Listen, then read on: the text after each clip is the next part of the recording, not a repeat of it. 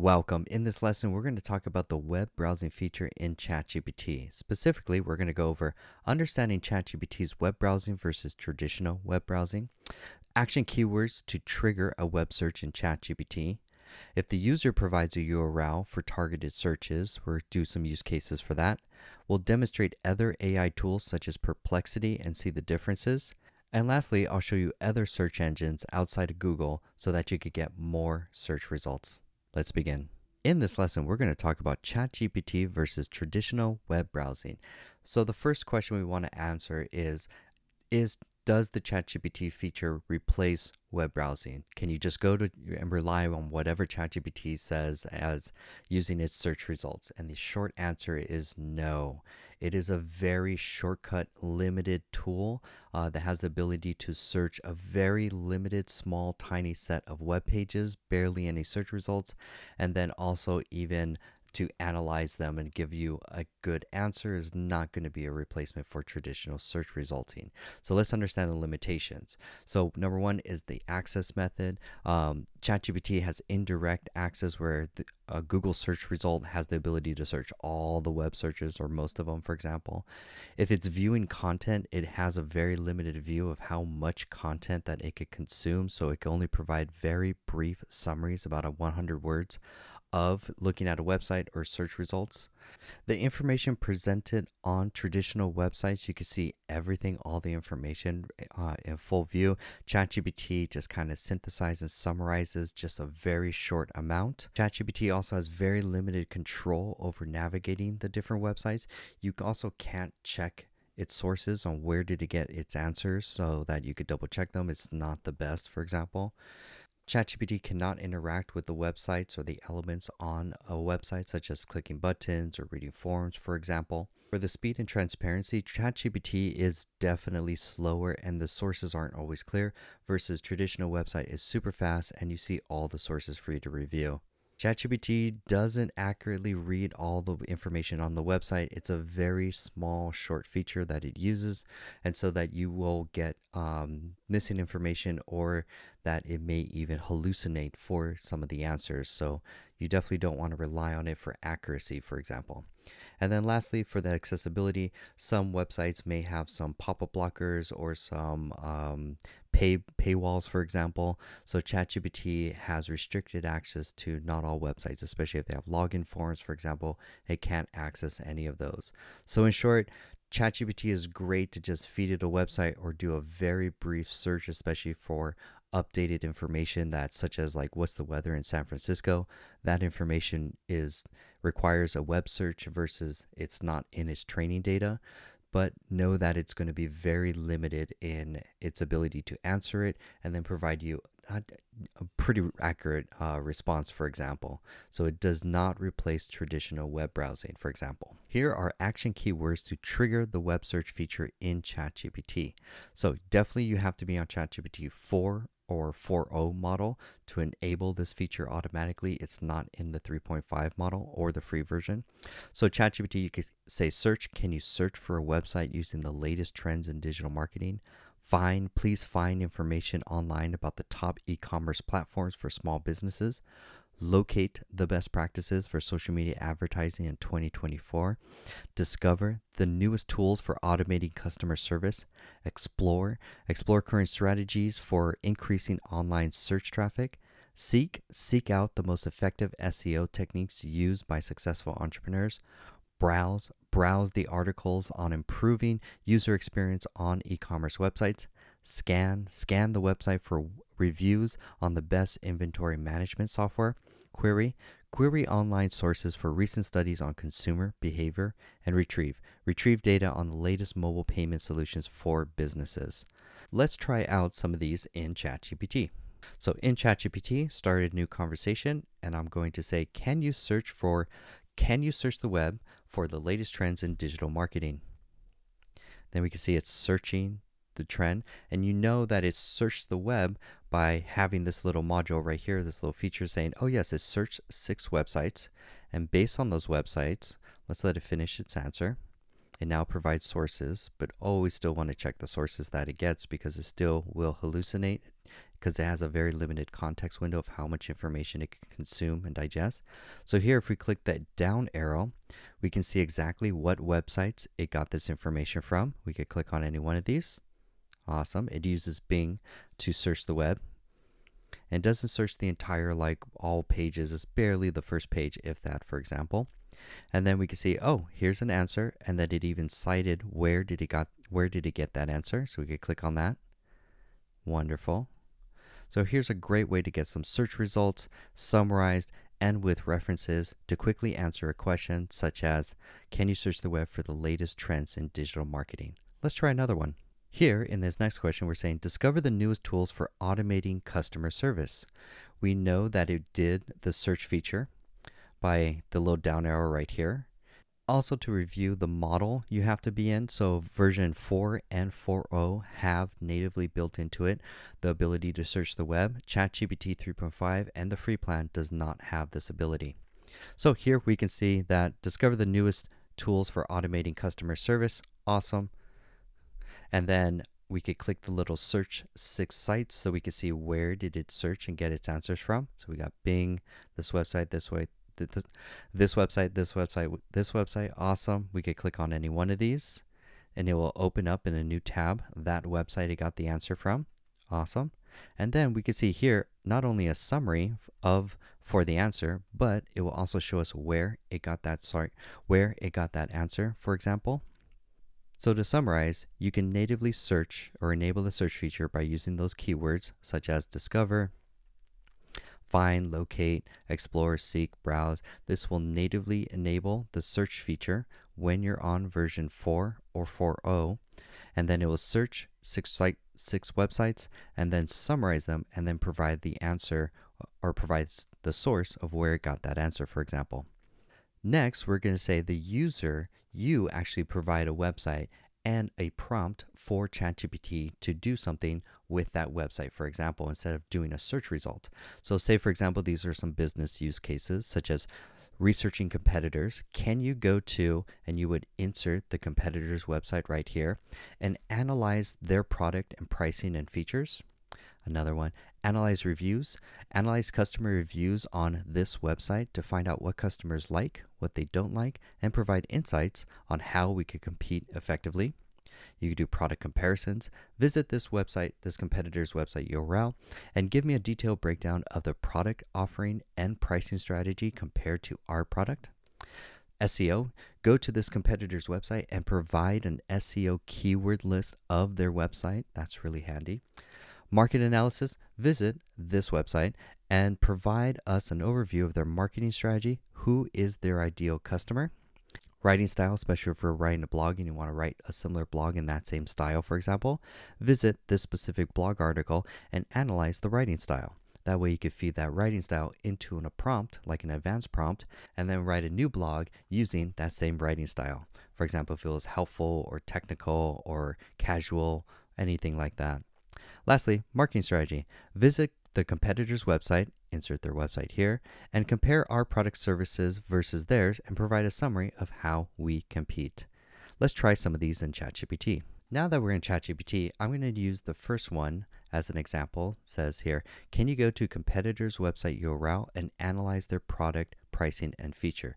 Now these are very basic, just roughly overview, but using your beginner prompting techniques and also advanced prompting techniques to always provide more context. So I took that same prompt and I enhanced it using my prompting skills to say, give it more context. We are a digital marketing agency that provides a done-for-you website and ads only as a package for our customers.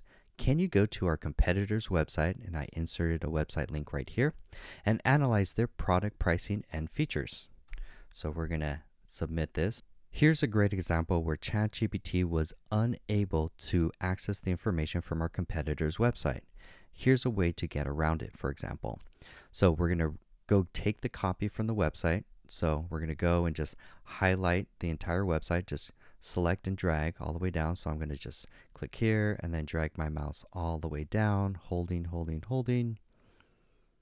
Perfect. That's about good enough there. I'm going to click Command C to copy. And then here, I'm going to edit my original prompt by clicking on the pencil icon. And then I'm going to remove the command here of can you go to our competitor's website? And I'm just going to say, here is copy from our competitor's website. And then I'm going to do parentheses, open and close parentheses. Now the command here, and analyze their product pricing and features. And I'm going to paste that website copy in between those parentheses. Perfect. So it's there. And there it is. It starts here. There's all the website copy, paste here, and there's our command. So now I'm going to click send. And now we're going to get around having to access their website feature, because not all website feature, remember, ChatGPT is very limited as far as what it could do, but this is a great way to get around it. So then, based on our prompt, it said, okay, analyzing the provided copy for our website, our competitor's website, and here's a breakdown of their services. We only do website and ads. They're doing sales funnel, they're doing lead generation, they're doing email marketing. Maybe that's how we can add an additional product or services so that we could compete with them, for example. In the next example, we're going to try the next prompt right here that says, go to competitor's website and provide an SEO keyword list of their website, for example. Now, when I tried this originally, I was getting some errors, and then I realized I was not on version 4.0. I was on version 4. So you definitely want to be on version 4.0 if you ever get an error message that's like, hey, can't access the website feature, something like that. Always make sure you're on the right model. So I said, hey, go to this competitor's website and provide SEO keyword list of their website. So we could confirm, yes, it did search the website by this little feature right here. Great. And then here's a list of SEO keywords and phrases from that website that we can use to create marketing copy or to create Google ads so that we can compete with that competitor. Great. In this next example, we're going to actually show a much better AI tool that's used and designed for searching websites, for example, and providing much better answers than ChatGPT. Because remember, here's the main concept. ChatGPT isn't the be-all, end-all of all tools. Plus, you as a professional, you're not going to be solely relying on one AI tool like ChatGPT to become an AI master or even to just become a professional using AI skills. The real skill set is being able to use other AI tools that are specifically designed for a specific task that you're working on. So that's where it's like ChatGPT tries to do many different features like search the web, create images, but know that there are much better tools out there that are specifically designed for that specific task that the user is trying to accomplish and provides a better result. So your goal pretty much is to master the best AI tools, and then collectively there's somewhere we're seeing professionals or departments like marketing teams do 5 to 7 different AI tools in their day-to-day life. So that's where it's like ChatGPT is just the first step, and we're going to have additional courses such as a full Perplexity demo because we want you to be fully skilled in many different AI tools so that you get much better quality outputs. So let's try Perplexity. I'm logged into a free Perplexity account. The only difference between free and paid is paid gets you a lot more pro search results at the end of the day. And then we have a whole course that goes much deeper into all the features that Perplexity offers. This is just to give you a difference between using ChatGPT as some of its web features, but then if it's not giving you the answer results that you're looking for, to adopt other tools for that specific task, such as searching the web and getting an answer. Perplexity has the ability to focus or to search specific databases, such as academic papers, Reddit posts, YouTube videos, or if you have a math question, Wolfram Alpha, or for writing, for example. But we're just going to do the general search the entire internet. There's a caveat with that. It's not the entire internet, but it's most of the popular websites, for example. So I'm going to click this question here, search this question. What are the top AI tools for marketers? And we can see here it outputs first the sources of where did it get that answer.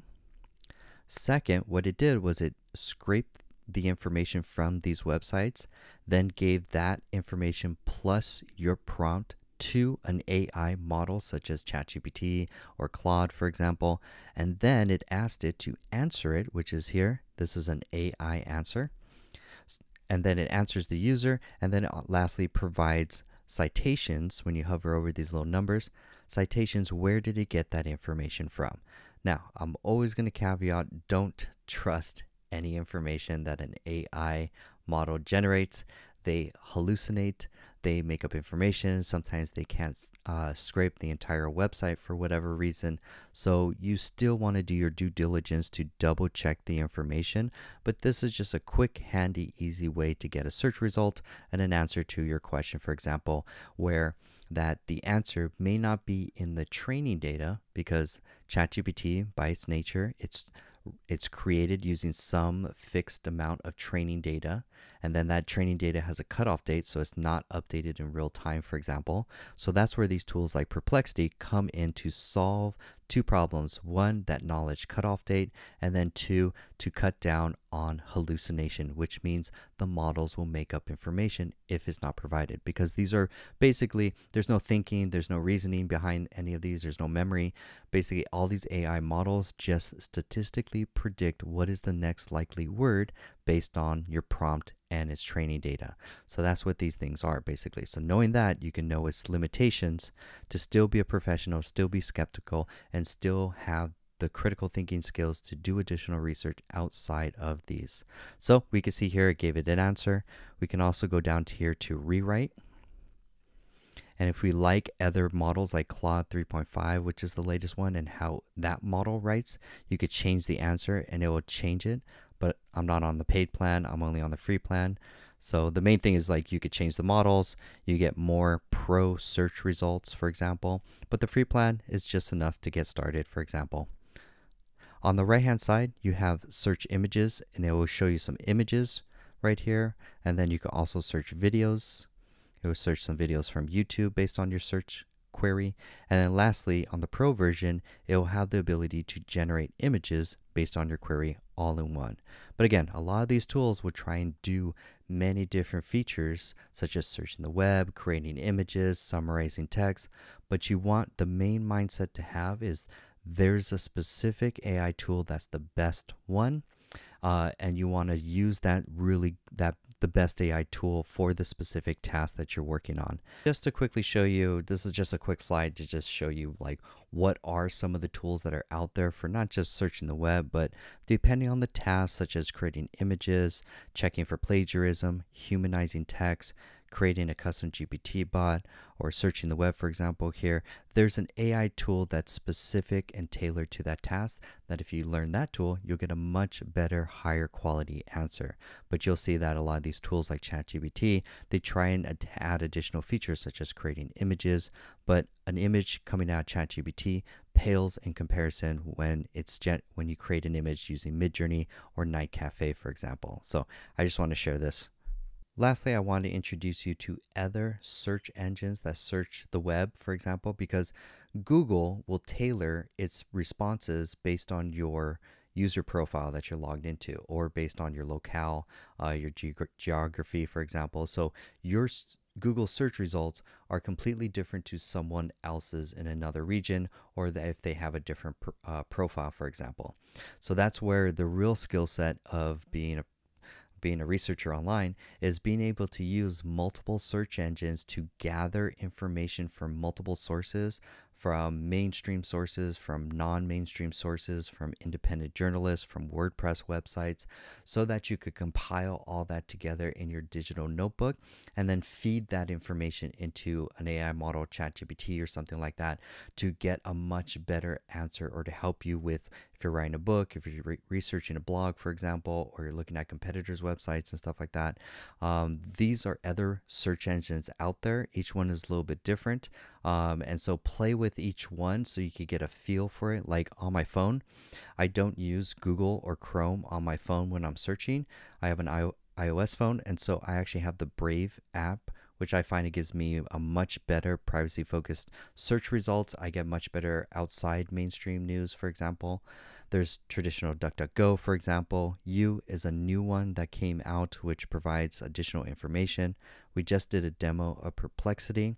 There's the other ones that are QWANT, quant, for example, because there's always filter bubbles depending on some of the mainstream ones like Bing, like Google, for example. They all have filter bubbles based on your persona online, basically. And then even this one's another one, Yandex, which is a search engine in Russia, for example. But using a variety of tools is going to give you more of a scope of the ability to search information on the web, because Google is even archiving and not showing certain websites, especially independent journalist websites, for example. So your scope of the internet is very limited if you just use one search engine. And again, I'm always going to caveat this: do not trust any information that comes out from any of these AI models.